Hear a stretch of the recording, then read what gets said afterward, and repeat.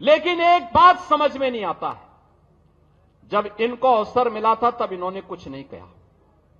याद करिए बागपत के नौजवानों, पुलिस की भर्ती निकलती थी, बागपत का नौजवान पुलिस की भर्ती होने से वंचित हो जाता था। लेकिन अब आपकी भर्ती हो रही है।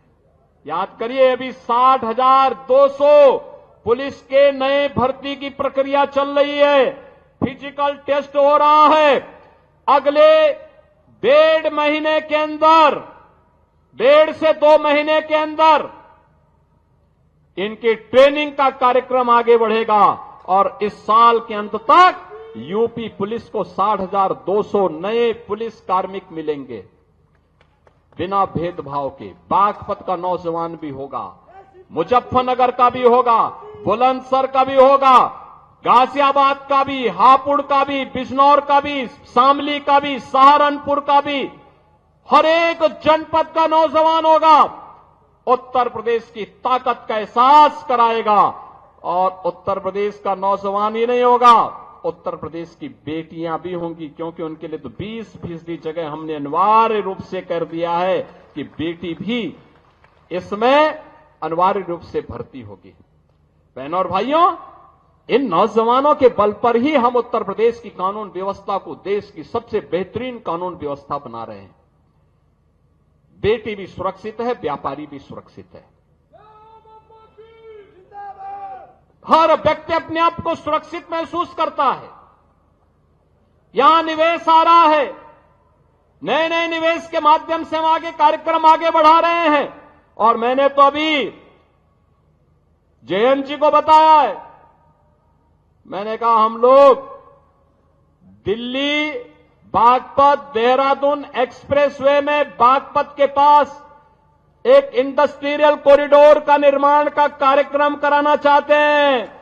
यहां इंडस्ट्री लगे, इस कार्यक्रम को हम आगे बढ़ाना चाहते हैं। बस उसमें आप लोगों का आशीर्वाद और सहयोग प्राप्त होगा तो हमारे स्तर पर कहीं कोई संदेह नहीं, उस कार्यक्रम के लिए हम लोग पैसे की व्यवस्था भी कर चुके हैं। बहनों और भाइयों, ये कार्यक्रम इसी रूप में आगे बढ़ेंगे। बागपत में मेडिकल कॉलेज के निर्माण की कार्रवाई को तेजी के साथ आगे बढ़ाने का आदेश दिया जा चुका है। मेडिकल कॉलेज बागपत में भी होगा।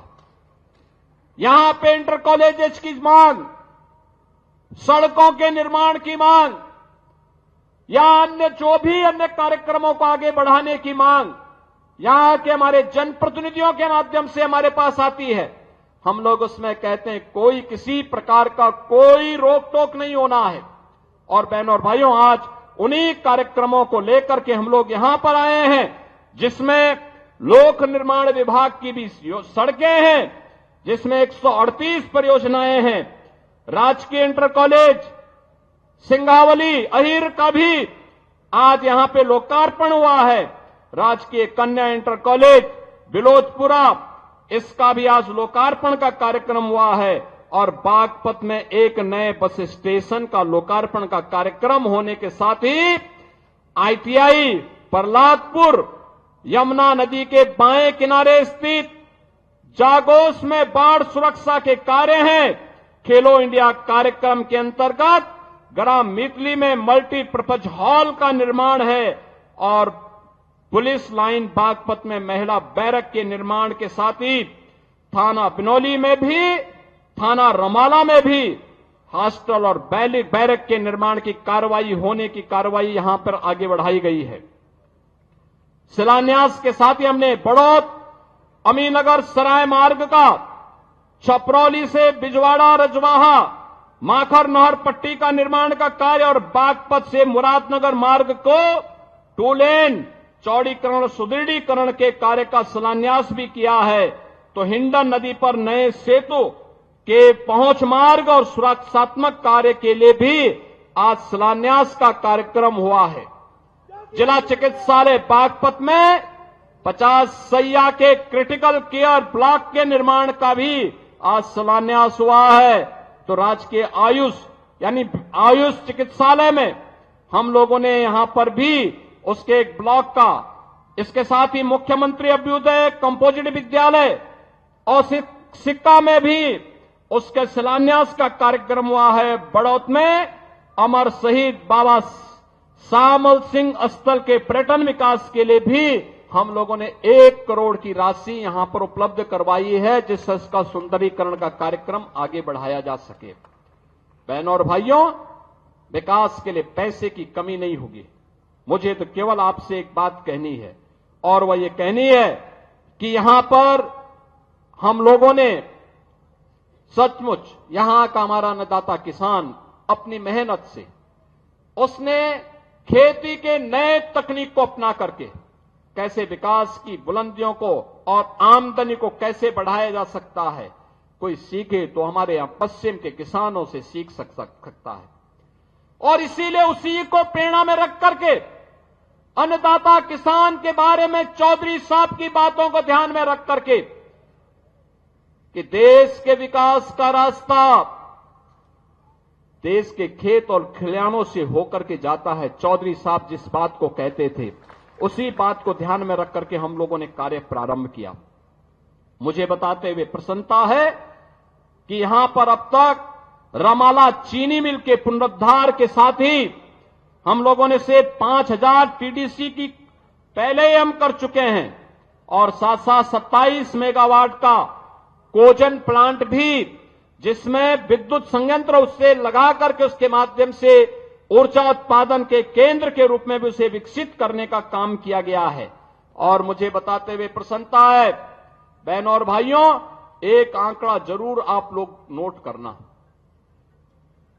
पिछले 8 वर्ष में, अभी 8 वर्ष हमें 25 मार्च को होंगे, लेकिन मैं आपको बताना चाहता हूं अभी तक हम लोगों ने 2017 से अब तक 2,72,600 करोड़ रुपए अन्नदाता किसान को केवल गन्ना मूल्य का भुगतान अन्नदाता किसान के खाते में सीधे किया है, यानी 2,72,600 करोड़ रुपए। और मुझे बताते प्रसन्नता है कि 2023-24 का 99.51% का गन्ना मूल्य का भुगतान हम लोग कर चुके हैं। और इसके साथ ही मुझे बताते हुए भी कि 1995 से लेकर 2017 तक 22 वर्ष में जितना गन्ना मूल्य का भुगतान विपक्षी दलों की सरकारों में हुआ है, चाहे वह समाजवादी पार्टी की सरकार रही हो या बहुजन समाज पार्टी की सरकार, उससे 22 वर्ष में जितना इन्होंने गन्ना मूल्य का भुगतान किया है, हम लोगों ने मात्र 8 वर्ष में, 8 वर्ष से कम समय में उससे ज्यादा लगभग 60,000 अधिक गन्ना मूल्य का भुगतान अब तक हम किसानों को कर चुके हैं। यानी उनका 22 वर्ष, हमारे 8 वर्ष उस पे हावी हैं।